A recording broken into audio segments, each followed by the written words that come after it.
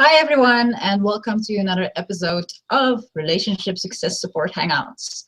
In this episode, we're going to talk about the words together forever. Now, if you look at the last few decades, you see a trend of increasing divorces. And before that, marriage, commitment, loyalty, staying together forever as husband and wife or as partners was like a big deal, you know. People put a lot of stock in those values. Whereas today, you more and more see those concepts of eternal love and your happy ever after is kind of regarded with and looked at with skepticism. So those are the points we want to talk about today. Open up these topics about commitment, finding out who is a good match for you. But especially we want to also look at the Destonian perspective. What does destiny, what is within the destiny principles about relationships? What is suggested? What do we see as supportive about relationships? How do you go about it?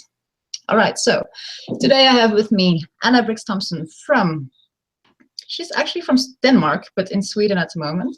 Hi, Anna. Yes. Hi, Maite. Hi, everyone. And then we have Matty from the US, currently living in Hawaii. Hi, Matty. Okay, so let's jump right in. I'm going to start sharing from my perspective growing up. I was part of the whole Disney generation. I grew up with Snow White, Sleeping Beauty. You know, you can name them. I've seen them. I watched them as they came out. And how that influenced me was I very much believed in that very romantic notion of relationships where once you fall in love and the other person falls in love with you, you're going to be together and you're going to be together forever.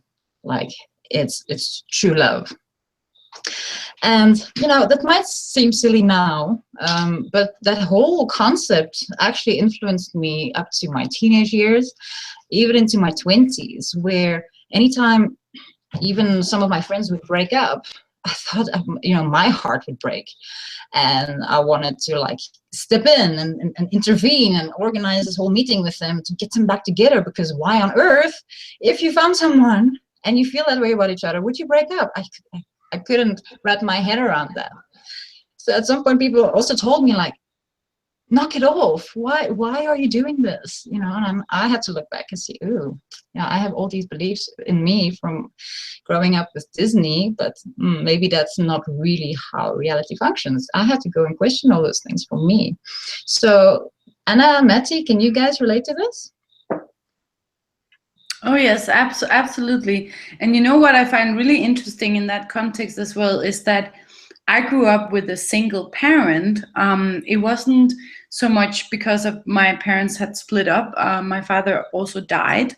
So it was kind of a different, you know, it wasn't just a normal divorce situation, but still I grew up with a single parent, and a lot of my friends had their parents had divorced. So it's kind of strange that yet, because despite this, I still had this assumption that, you know, life is about you grow up and then you find the one and then you're together forever and then that's it. I just assumed that that is how it works, despite my reality showing something completely different. I barely knew any children growing up whose parents were still together. So that's quite interesting. And then looking back at it, I then realized that it came from Disney movies and from fairy tales specifically. And one thing that I find so funny when you look at those, especially the fairy tale stories, you have always the ending, which is they go through all the hardship to find each other, and then they marry, and then they say, and they lived happily ever after. Like, you don't hear anything more from them. They don't have to work on their relationship. They don't have jealousy issues. They just, you know, it's just permanent perfection. And we don't realize that this actually has an effect on us as children. We actually, you know, we can't separate the magic or the fantasy from reality. This is the sort of the relationship model that we grew up believing exists in the world, when reality is so very different. It's very strange in a way. Yeah, I had the exact same experience. Like, even when I started dating and going into relationships, I would kind of like follow the steps and all the scripts and all the ideas of what is presented in like movies, and especially fairy tales and animations and Disney movies. And I remember that experience with my very first boyfriend. We were now together. It's like, yeah, we did it. We're together. And then I literally asked myself, now what? Like, I don't know what to do now, because the movies end when the people are together, and then it's assumed you're, you know, happy ever after. And I felt so lost. So I can very much relate to that point as well. Maddie, can you relate to any of these experiences of growing up as a child with specific ideas about what relationships are like and how it unfolds? Yeah, I guess I didn't so much connect it to Disney movies, but I would say that, you know, by the time I was in high school, my high school age, I had an idea about what relationships are, where the way I saw it was that if I'm going to be in a relationship, it's going to be with, you know, the right person, and it will happen. And to me, I had this really strong belief, or I was very certain within myself that if I'm gonna have a relationship, you know, they'll find me, and it will just happen. But for me, the reason for that was that I always was extremely insecure about anything to do with relationships. You know, by the time you know, I was in, let's say, middle school, 12, 13, 14 years old, because the whole thing was completely foreign to me.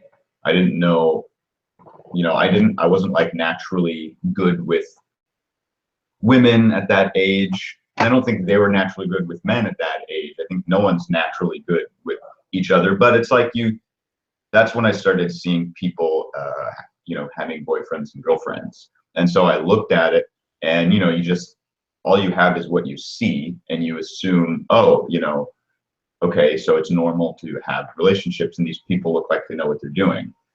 But I always had all kind of insecurities and fears of rejection and all kind of self-judgments and comparison, and I wasn't a super popular person.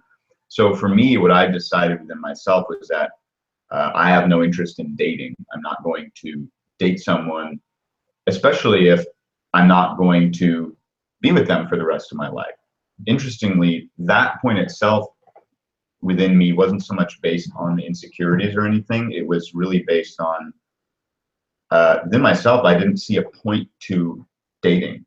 I guess I believe that if I'm going to be in a relationship, it makes sense for it to be, you know, for a long time. And I think maybe because I had a very stable family, maybe that's where that came from. I'm sure that all kinds of different factors shape, you know, how we see relationships by the time we get to that age. And I guess, I mean, I had a very stable family. My parents were stable. They're actually divorced now, ironically, just as of a few years ago.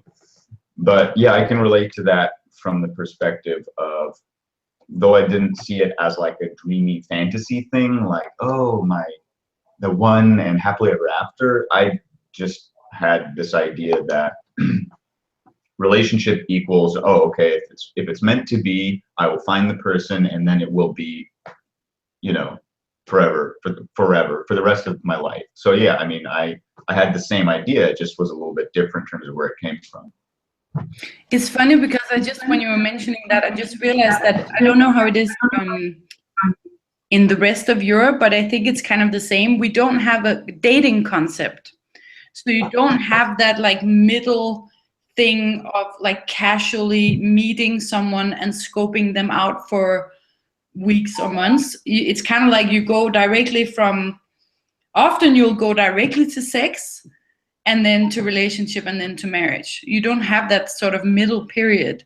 So you kind of have to assess, or that's the idea, you know, that you have to assess immediately. There has to be this immediate connection, and then you just know, and then it's just, the deal is done. Which of course, again, is like, that's not how reality works. But I think that's how I at least assumed that it would be. which can lead you into many not very necessarily good experiences. I think actually that having that dating period before becoming serious can be very supportive, because then you can see whether you're compatible or not. Yeah, I'm happy this point of dating came up, because I definitely want to pick up on that again a bit later.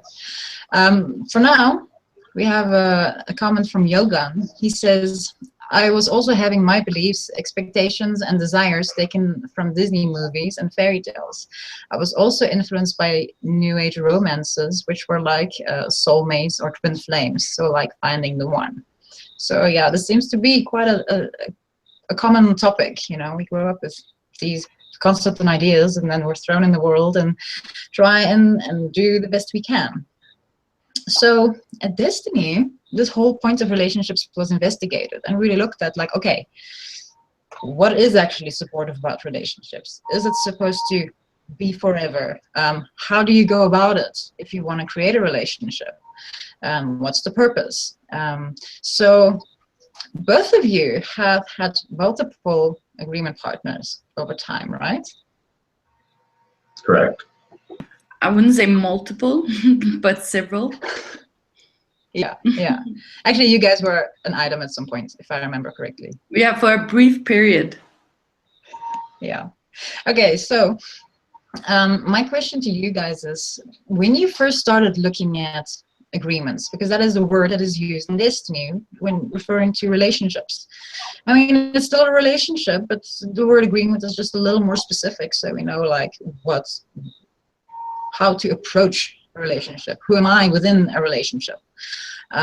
Where hopefully, eventually, that is how everyone would approach relationships, because it's a really cool way to work with it for yourself and for your partner. But way in the beginning, when you were first introduced to this concept of agreements, what was your understanding of it at the time? Anna? Yeah. I mean, I can say it like this. I am the classic example of what not to do. So I thought that I knew what it was and that it was something different from normal relationships. So I had all the knowledge and information, was very nice and pretty, and I understood all the points, you know, that this is something very different and it's a different type of commitment. But in the background, all my desires and all this whole thing with looking for the one, which I've been doing basically since I was like 4 years old, that was still running in the background. And that's how I approached it. And I wasn't self-honest about that.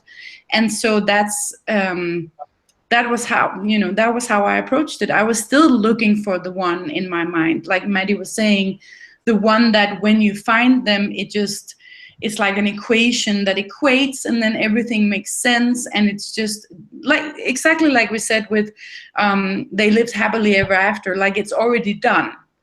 And so when I walked into the agreement that I'm in now, it was with the same starting point. But then because I made the commitment to live with the person and to stay with the person, and you know, it's not a fantasy, it's not something in your imagination anymore. And you're also walking this process so that there's this commitment to being self-honest, there's a commitment to investigating yourself, and the other person has the same commitment. Inevitably, a lot of, excuse my language, shit is going to open up. So what happened to me is that I had to actually walk a very long process. It took me 2 years of kind of living in a state of hell inside myself before the relationship or the agreement became something real.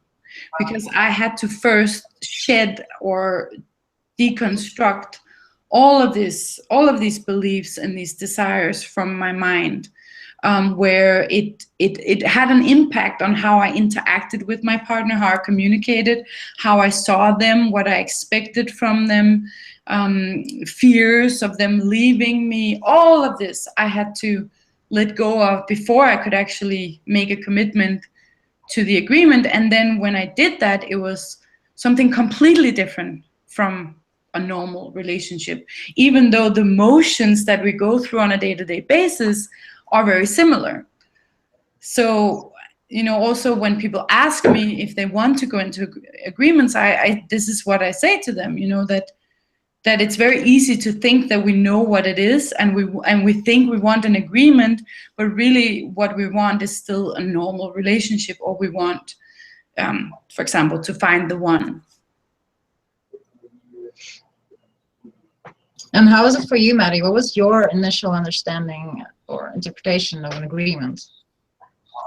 Well, for me, it was pretty clear-cut difference in principle, because when I first was exposed to the idea of agreements, I'd only had one serious relationship in my life. Like I said, I didn't date.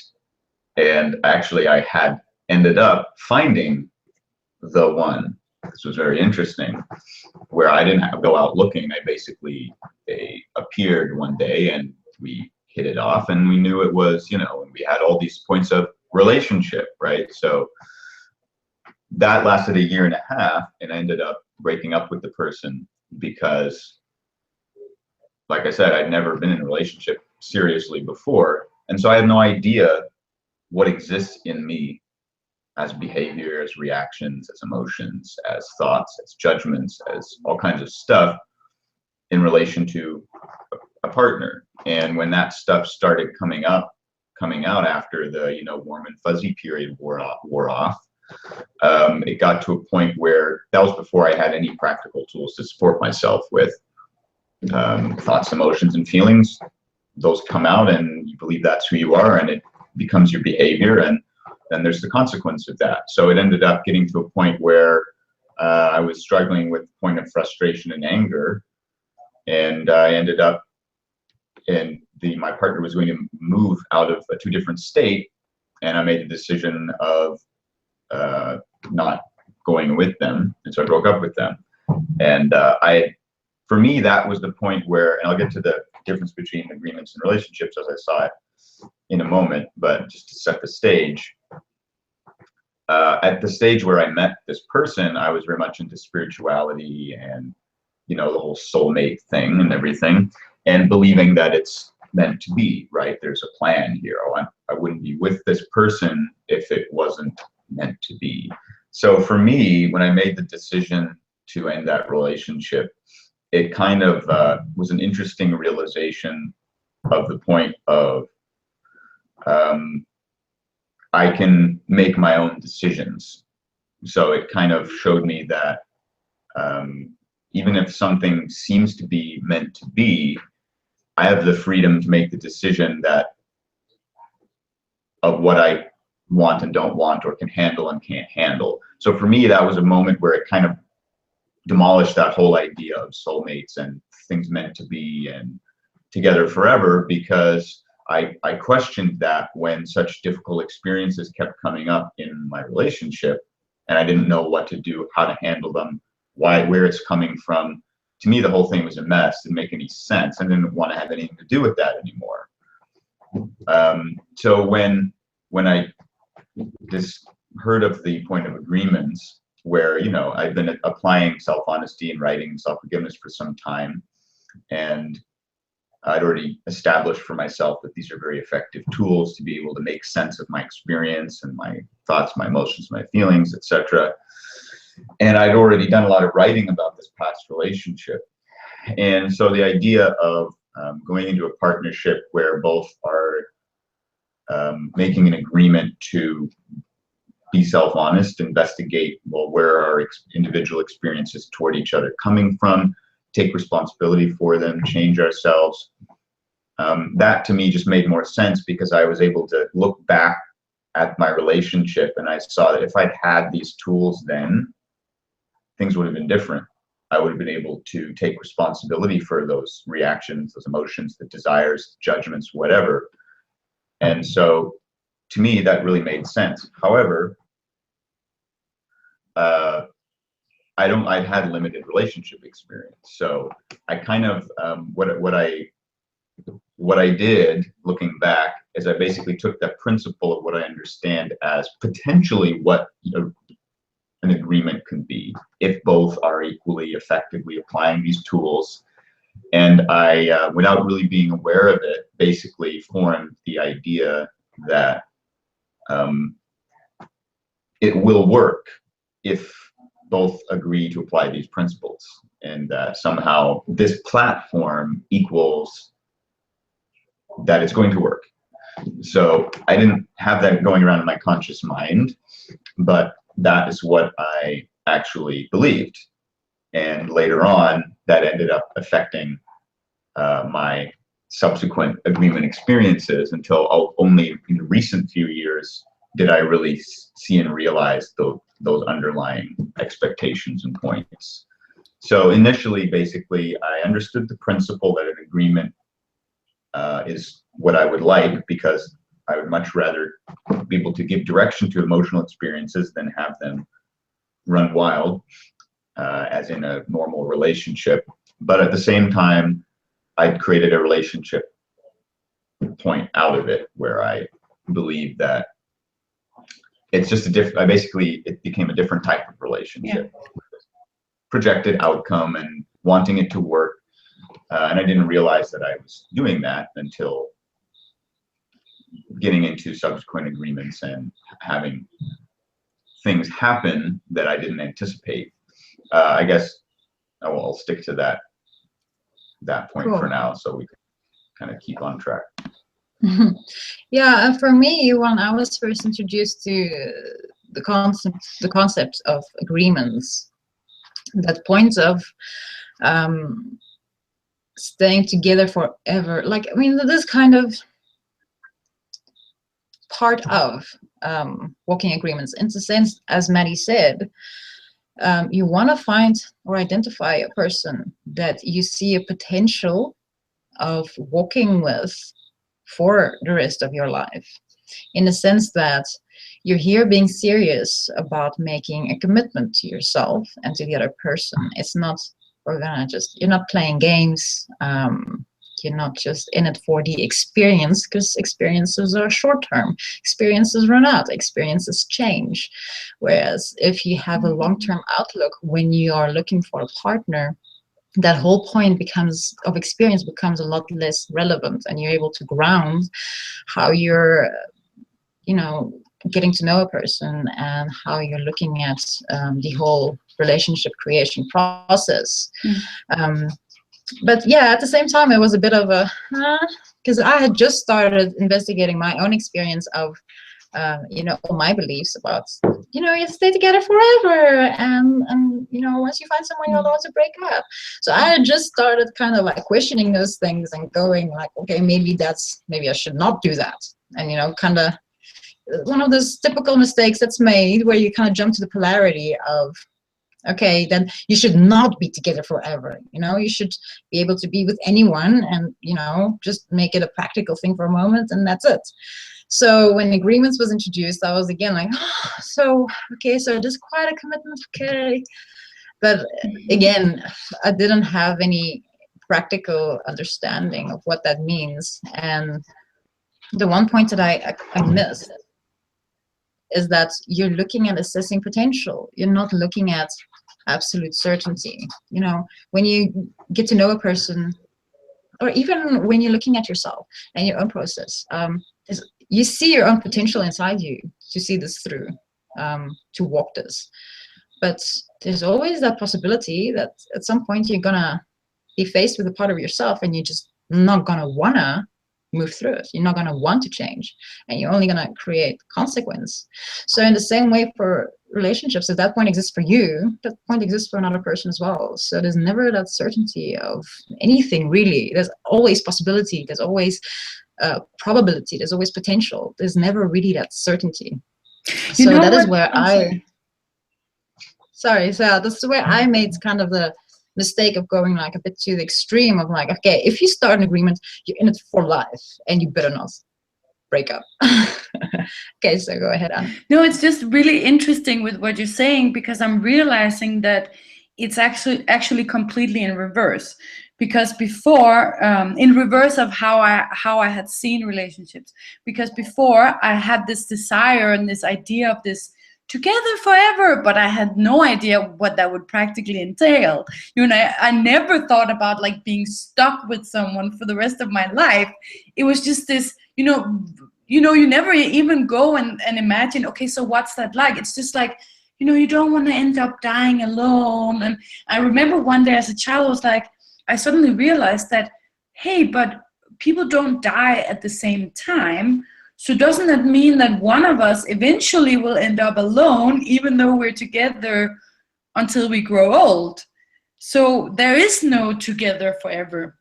But what I did then in my relationships was that I would always go into them, and then I would be like, okay, this person is the glue that's supposed to complete me. And then I would go, like, after 3 months or 6 months, or even I was with one guy for a couple of years, I would go like, okay, but you're no longer completing me. Now all this shit is coming up in me, anxiety and jealousy. So you're not the one. Let me move on. So I never actually got to the point of opening up myself or the real shit in me so that I can start working through it. I always left the relationship before that. But now it's like, now that I'm in an agreement, it's the complete reverse situation, because the point with committing to walk our life together much more has to do with the commitment to myself, to my process. That my commitment is that I'm going to keep facing myself and keep changing myself and keep becoming self-honest with myself. And I do that through this agreement. But it's not, it's not a rule, or it's not something that I do for romantic purposes. When I look at, being by myself, if that is what I would do instead, that would also be equally fine. It's not like my person is dependent on being in this relationship. So it's actually something that commits me or supports me to stick to my own commitment, interestingly enough, where before it had the exact opposite effect. It's actually supported me to leave and to never really get to face myself. Fascinating. We have a few comments here from Nightbot, where he's making reference to animals, for instance, also not dating and more being sexually active, not really building relationships. Where Anna mentioned, yeah, there are some animals who do create a commitment towards each other. But there's one point, Nightbot, where you said humans should also have planned life course. I'm not sure what you mean by that, so it might be cool to maybe expand on that. A question from Yogan. He's asking, have any of you faced the point of ending an agreement for what is best for you and the other person? Yes. Matty, do you want to share about that? Yeah, so I've had three experiences with that. And I would say that what I've learned over that sequence of events, of that happening, and what I've come to realize about how when you're within yourself walking the principle of an agreement, where you've made a decision that if I'm going to be in a relationship, I want it to be an agreement, I want there to be self-responsibility, I want us to support each other to become effective and expand and overcome, patterns that aren't supporting ourselves as an individual or a partnership, and for it to be practical. What I've come to realize is that initially I had the idea that, oh, okay, because it's an agreement, it will work, because these are practical tools, we'll be able to get through anything.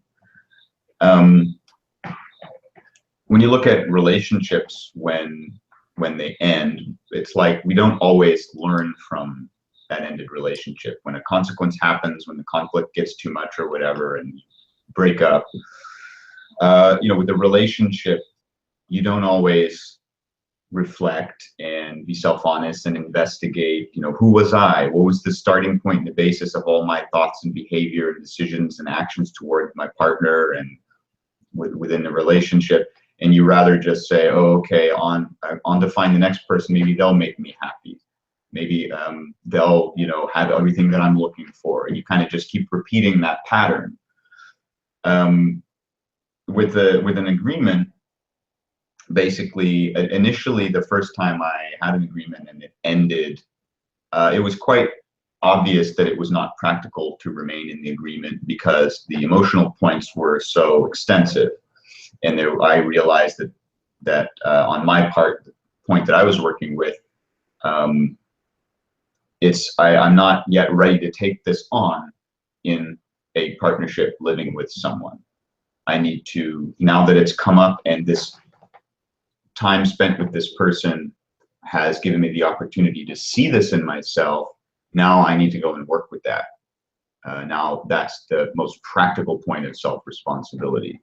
And that overrides wanting to stay in the agreement or wanting it to work or whatever.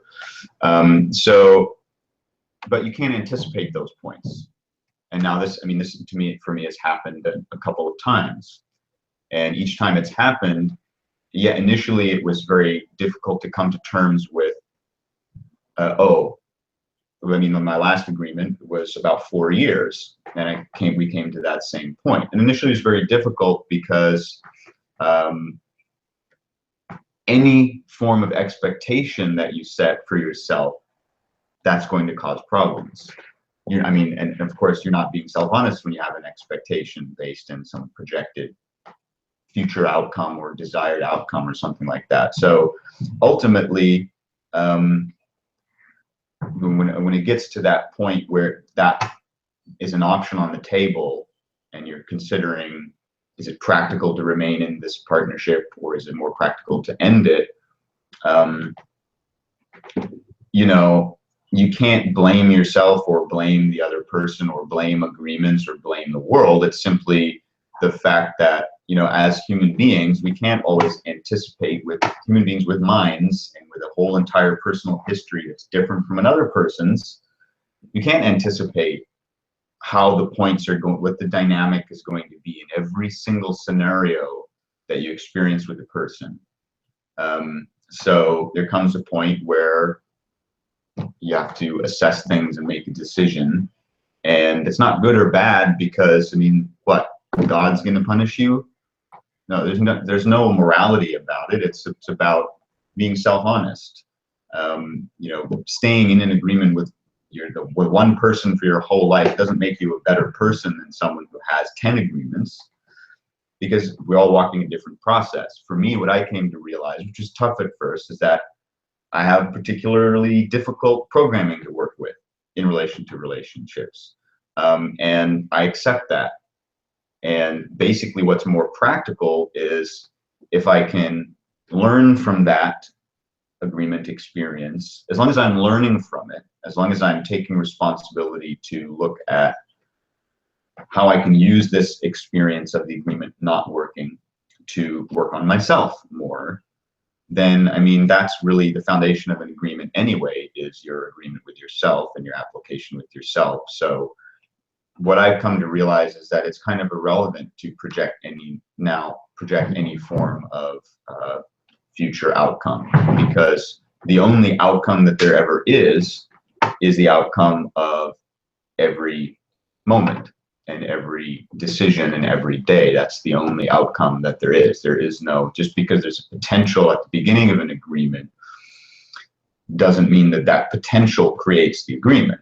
Each individual creates the agreement through their daily decisions that we make in each moment of breath, and those decisions accumulate into something.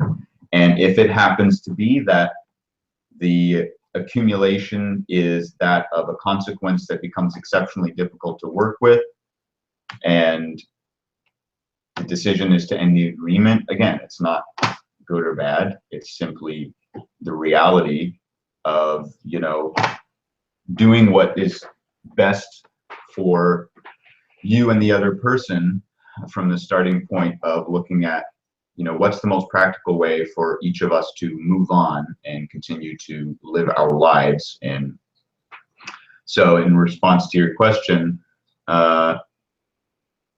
you can't anticipate how things are going to go. So you have to, what I've learned is that it has to be taken as a learning experience. And as long as I'm taking responsibility for the points that I didn't realize in the past that created consequence, I mean, that's really the whole point. I mean, the idea of having someone and belonging with someone, even if you had a relationship together over the course of 100 past lives, that doesn't mean anything. You don't, you know, like, you're not honoring some cosmic idea of belonging. I mean, it's about honoring your own self-honesty at the end of the day.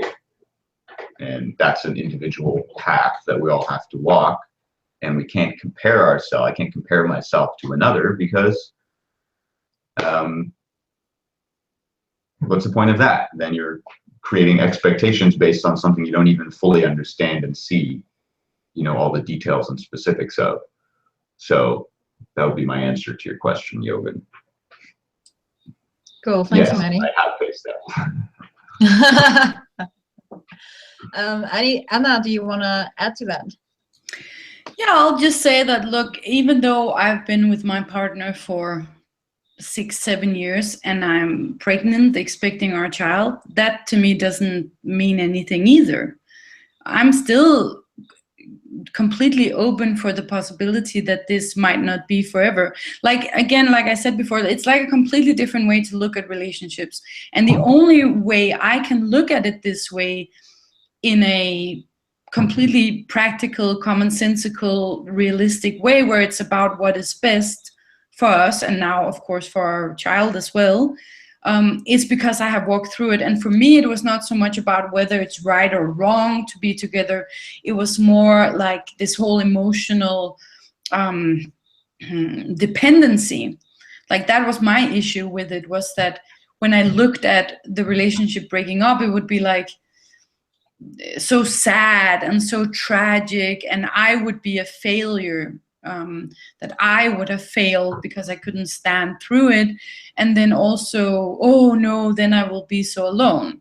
So I had to walk through that point and investigate it and place myself in that worst case scenario situation, and realize that I would still be exactly the same. And the only thing that would happen really would be a practical change in my life and in my partner's life. You know, and that's not always fun when you have to move and you have to separate things. And then there's also, of course, getting used to when you've been sleeping in the same bed with someone for so long. You know, that's a transition process.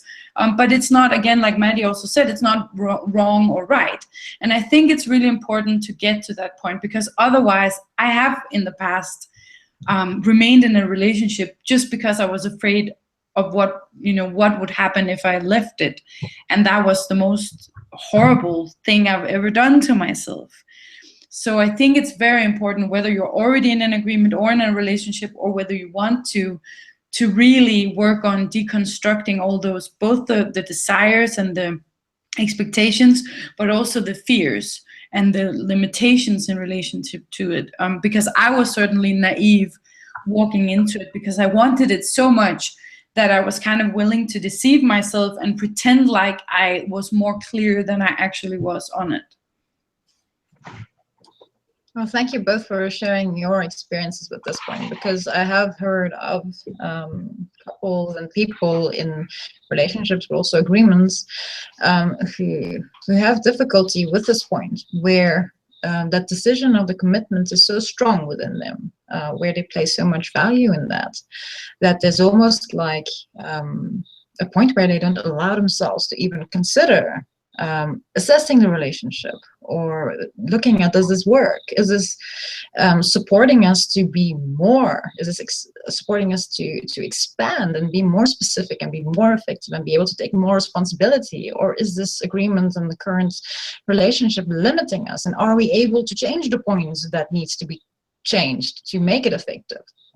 So thank you guys for your personal stories, and also how you've made these assessments and who you have been within that. And also now, Anna, within your agreement, to look at it practically. And, you know, yes, there is a commitment you make. But at the same time, there is always a possibility of, you know, you assess, you reassess. I mean, I've heard of people who make a commitment to walk with someone for a year, and then they assess again, and then they make a commitment for another year, and then they assess again. So there isn't that full-on commitment, because they within themselves simply cannot say, you know, based on what they've walked with the person and who they are and how they're moving, if they can make a commitment for any longer period of time. So, you know, work with commitment in a way that is practical for you, where it also doesn't become this god here, and you have to like obey the commitment, and you cannot question the commitment, and you have to live by the commitment only. And you know, because as Anna and Matthew both said, your commitment is firstly to yourself always, and to your self-honesty. And if anything gets in the way of that, you know, that's a red flag coming up. We just really need to assess yourself, your starting point, and where your priorities are lying here. Yeah, because the thing is that we think a relationship is an entity, a separate entity that exists on its own, like Maddie was saying before, that when you go into it, it will sort of have a life of its own, and everything will be carried by the relationship, you know, as that's something that exists. But in reality, it's something that you create in every moment. It's something you create every time you communicate, every time you spend time together. And that is what it is. It is only there because of the people who are in it. You know, it doesn't have like it's not a separate entity. It's a practical, you know, spending time together, supporting each other in daily activities. You know, it's a very real physical thing. So that's why also it can't sustain itself by itself. It just doesn't work that way. Yes. Within this, I just do also want to share that, you know, to not make commitment a flimsy little thing to not have to consider at all. For me, I mean, having made a commitment has supported me tremendously, because it is so easy when you're in an experience, or you're facing really tough points, or you're having a lot of conflict with your partner, and a lot of stuff is coming out, because that happens in relationships. You know, it's like the best and the worst of you comes out, and it's not easy sometimes, especially if your partner is experiencing the same thing in his or her own way, and you both, you know, it's like all coming out from both sides, and you're, you know, well, you probably have all experiences at some point or another. It is so easy to in those moments go, well, this isn't working, and you know, I don't have to stay with you forever, you know, so how about we just leave it at this, you know. So for me to have made that commitment, to walk with this one person for the rest of my life, if possible, so long as I see the potential to do that, has really supported me and grounded me in those moments, to not just go, well, goodbye, you deal with your shit, I'm not interested. Because you know, it brings me always to that question of, well, everything I can, have I pushed myself to my absolute? Is there more things that I could have tried? Did I communicate everything effectively? Did I investigate everything effectively? So, and usually when I get to those points where really I'm going, enough, I just now want this to stop now, you know, because I've also been in those moments. That's always the one point where I have to really answer my own questions and say, well, no, I haven't done everything I can. I haven't considered everything. I haven't tried everything. So then I breathe, let go of my own emotional experience, and you know, walk and see what can be done. You know, we would do this in the first couple of years, both my partner and I, when we had like big fights and conflicts. One of us would be like, okay, the relationship is over, I'm leaving. You know, we would kind of use it as a threat, and like and then as an easy way out, as okay, then it's just done, you know. And that's how we learn, you know, that's what we learn, because we don't learn growing up these tools to walk through conflicts. And so when you have made that commitment, you actually have to stay there even when it gets tough and uncomfortable, and you don't like each other, and you don't like yourself, and you don't know how to fix it. Yeah, but luckily that's where we have the tools and the Destiny process and the buddies. Yes. So there's support. Yeah. All right, guys. I think one quick point to add on there, which I think is pretty important. Also touching on Jürgen's question, like when you get to that point where you're starting to look at, is it best for me and the other person to end the agreement?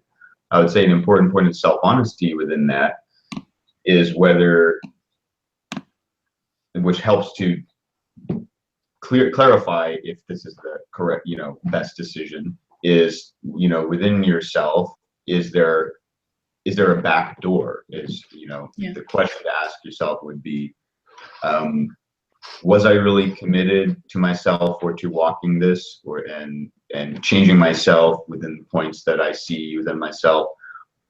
Or, is there something am I using this as an opportunity, as a justification to say, yes, let's end it, because I actually within myself have a back door of I want to go and get what I want. Yeah. And I want to go be happy and want to go chase my desires. I mean, that's a point of self-honesty, because the way you see that decision might change if you end up stopping, taking self-responsibility for that point, clearing yourself of that, and then looking at the point of decision again. And the decision might be different. Once you get through the back doors and the desires and wants and hopes and dreams having a hold on you, if that's all clear, then you can look at the point again, actually self-honestly, to see practically, is this best to end the agreement? So I would just say that's an important thing to consider when looking at that question. Yeah, because it doesn't mean that you always have fun. That's not the tool of assessment, is that, is this, super comfortable and nice? That's not what we're looking for here. It can actually be very uncomfortable and very tough and very difficult. So, not to say that it has to be that, or that it has to be that forever, but, that's certainly not what we assess it by. But exactly like you say, Maddie, it's through self-honesty and looking at whether it's a backdoor or whether it's actually a practical consideration. All right, cool. Thanks, guys. I think it's about time we start wrapping up. We've already gone over our usual time limit. There are some points that we didn't touch on, but we can do another episode for that. For any more questions in regards to how do you make sure your relationship is successful and going to work out? How do I make sure I've got the right person here? How do you assess compatibility? We can go a bit more into assessing relationships as well. So we can open that up in a different episode. So for tonight, guys, thank you so much for being here. Does any of you have any last words you want to share? No. Maddie, you? All right, cool. Thanks, guys, for being here. Anyone who's interested in relationships as agreements, keep watching these hangouts. They're every month, first week of the month on Thursdays, same time usually. So, keep up to date. Watch what we're sharing. We've been walking this stuff.